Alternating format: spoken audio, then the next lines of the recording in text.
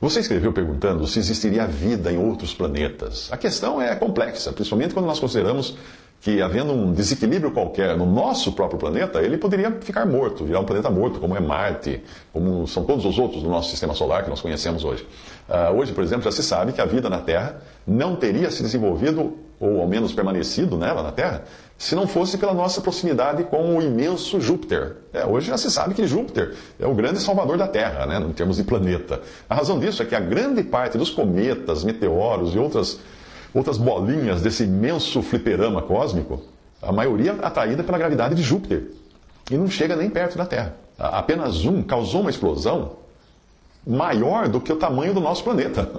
Um meteoro que bateu lá em Júpiter. Isso você encontra o vídeo na internet do impacto. Se não me engano, eram 3 que bateram, mas apenas um deles, a sua explosão já era maior que a Terra. Se pensar que não bastaria um planeta ter condições para desenvolver vida, mas seria preciso também que ele tivesse um irmão maior, como Júpiter, para protegê-lo da chuva de objetos que deriva pelo espaço. Aí você percebe que a coisa é muito mais complexa, né, do que simplesmente achar um planeta habitável. Vai precisar ter um planeta habitável, mas vai precisar de um irmão maior também. Porque senão qualquer pedrada que ele levar, ele acaba com a vida. A própria Terra já levou muita pedrada, e o tempo todo estão caindo meteoros aqui. Quando encontrarem vida em outro planeta, eu li algo na internet de que seria possível encontrar vida em outros planetas na forma de micro-organismos, né? Eu vi um cristão também afirmando que determinadas rochas onde existe grafite, elas podem reter micro-organismos no seu interior. Portanto, uma rocha da Terra poderia ser lançada ao espaço por um impacto de um grande meteorito, como já aconteceu no passado aqui na Terra, e jogar pedaços pelo espaço. O próprio que atingiu Júpiter lançou pedaços da crosta do planeta no espaço também. Uma vez no espaço, uma rocha proveniente da Terra poderia proteger, se ela tivesse grafite no seu interior, esse grafite poderia proteger os micro-organismos que estivessem dentro dele, até essa rocha cair num planeta onde, se não fosse possível a propagação daqueles micro-organismos, pelo menos eles ficariam ali hibernando, como aconteceu com os fungos de uma máquina fotográfica que foi recolhida da Lua, de uma das primeiras missões da Lua, numa missão posterior, uma máquina fotográfica que foi deixada lá, foi recolhida, e quando descobriram que dentro dela havia fungos, que permaneceram na máquina fotográfica, na Lua, no ambiente hostil da Lua, ou seja, um tipo de vida que ficou lá, inerte, claro, não ficou, mas existiu ali dentro. Então, uma rocha arrancada da Terra poderia, sim, levar micro-organismos para outro planeta, para outro lugar, e algum dia, algum astronauta terráqueo descer lá em Marte, por exemplo, encontrar uma rocha e falar: uau, tem vida em Marte, achei micro-organismos dentro dessa rocha, sem pensar da possibilidade dela ter vindo da Terra. Um pedaço de uma pedra que foi arrancada da Terra por algum impacto grande que tenha ocorrido. O cientista também que eu li, alguma coisa na internet, ele acredita que a possibilidade daquele meteorito que acharam com supostas formas de vida fossilizadas, existe a possibilidade de a sua origem ter sido a própria Terra. Ele teria sido expelido para o espaço e depois voltado na forma de meteorito para a Terra, e dentro dele encontraram o que poderia ser, não se provou até agora, bactérias que sobreviveram a esse impacto. Hoje já se sabe que na alta atmosfera da Terra existem bactérias que vivem lá em cima, e elas estão lá. Elas podem também ser levadas para o espaço, morrerem no processo, não é? Viajarem pelo espaço mortas, mas um dia pousarem num planeta qualquer e aí acharem vida. Falar assim: olha, tem bactéria aqui em Marte, porque nós achamos uma bactéria morta aqui. Muito bem, mas será que ela não veio da Terra, da alta atmosfera da Terra? Aí dá para encontrar vida até na Lua, né? Eu vou transcrever um texto que eu achei muito interessante, e eu traduzi há alguns anos, que o título é o seguinte: o que é preciso para existir vida? Esse texto é interessante, ele diz o seguinte, vamos lá. A todo momento nós somos bombardeados com notícias, livros e filmes sobre seres de outros planetas. Existirá alguma verdade por trás de tudo isso? Vamos considerar alguns pontos importantes sobre o assunto. Para que existisse vida em outros planetas, as condições teriam que ser ideais. A vida só seria possível se o planeta estivesse, por exemplo, a uma distância correta do seu Sol, do contrário, seria muito quente ou muito frio. A vida na Terra depende de uma infinidade de fatores além da distância do Sol. A composição da atmosfera, do solo, dos oceanos e rios, a inclinação do eixo da Terra, a sua distância, não apenas do Sol, mas até mesmo de outros planetas, tudo isso é importante. Até mesmo a Lua afeta tremendamente a vida na superfície do planeta. Apesar de existirem milhões de planetas em órbita de outras estrelas, seria extremamente improvável encontrar algum que tivesse exatamente as mesmas características. Ter água apenas não é suficiente. apesar da euforia que ocorreu entre os cientistas quando foi detectada a possível existência de água na lua Europa, que gira em torno de Júpiter. Mas será que a vida surge do nada? Ainda que se encontrassem todas as substâncias e condições ideais, isto por si só não indicaria a existência de vida. Sem a intervenção de alguma forma de inteligência, as substâncias químicas sem vida não poderiam se transformar em coisas vivas. A Bíblia, a palavra de Deus, escrita e revelada a nós, ensina que a vida surgiu por um ato de criação de Deus neste planeta. Se existissem outros planetas parecidos com a Terra, a vida só teria surgido neles se Deus a tivesse criado. Os ateus e evolucionistas acreditam que a vida tenha surgido por acaso e, por esta razão, acreditam que o mesmo poderia ter acontecido em outros planetas. A teoria da evolução é apenas uma das muitas formas de se rejeitar a Deus como Criador. E o que dizer de seres extraterrenos? Existem alguns problemas impossíveis de serem resolvidos quando se acredita em seres extraterrenos. Deus nos deu detalhes específicos do futuro de todo o universo, como no caso da volta de Jesus à Terra e o que acontecerá no fim. O universo, num dia ainda futuro, se enrolará como um rolo, diz Isaías 34:4 e Apocalipse 6:14.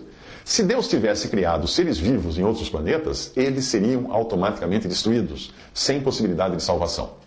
Foi por causa do pecado de Adão que essas coisas irão acontecer ainda. E foi na terra que Adão pecou, e foi à terra que Cristo veio para morrer por causa do pecado.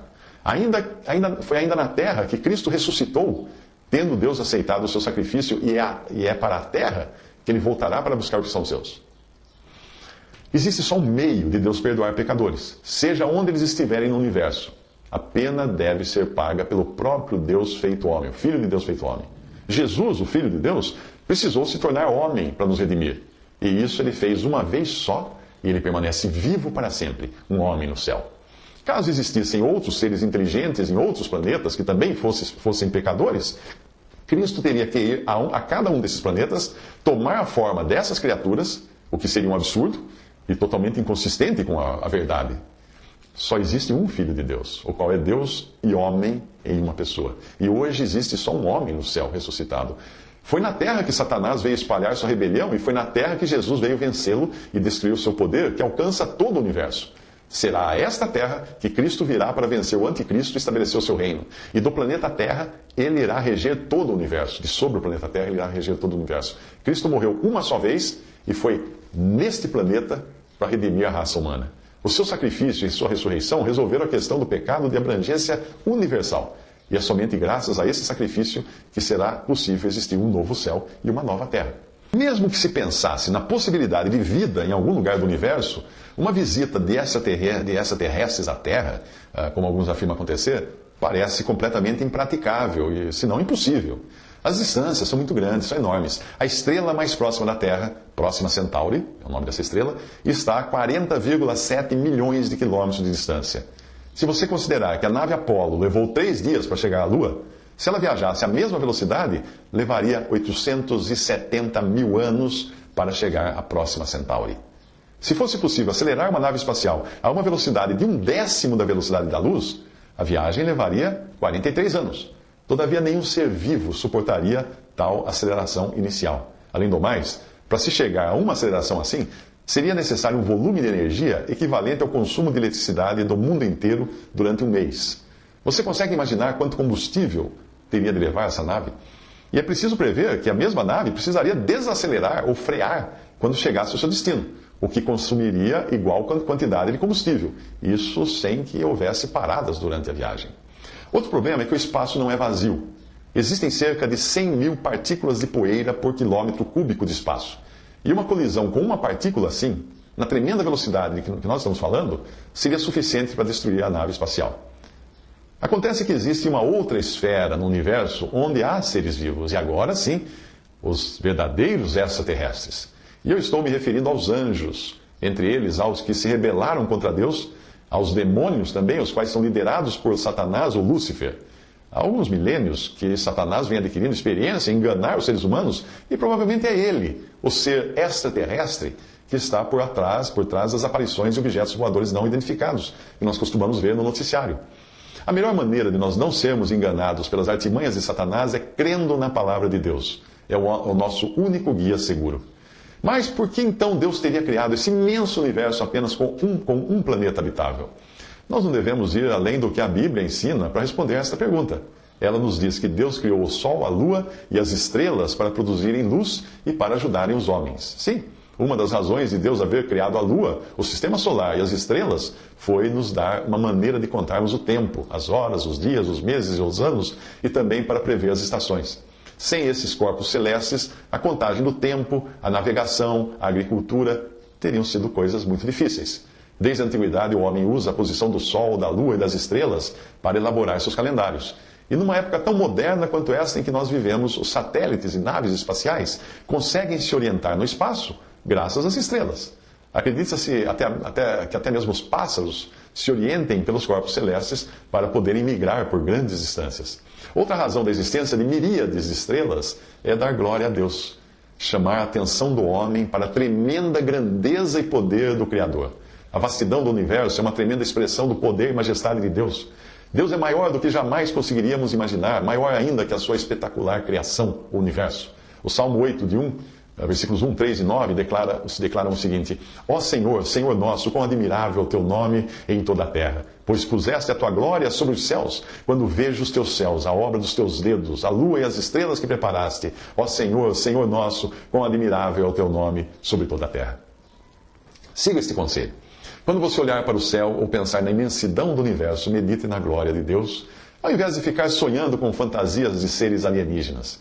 E ao invés de ficar pensando em se encontrar com supostos seres de outros planetas, você deveria estar preparado para um encontro que irá acontecer com toda certeza, o seu encontro com o Senhor Jesus Cristo.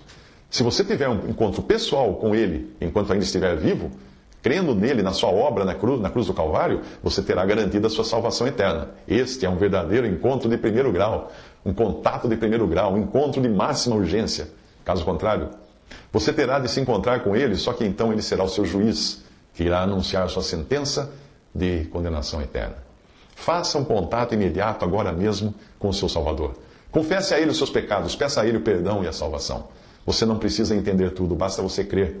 E a paz de Deus, que excede todo o entendimento, guardará os vossos corações e os vossos sentimentos em Cristo Jesus. Isso está em Filipenses capítulo 4, versículo 7. Visite Respondi.com.br. Visite 3minutos.net.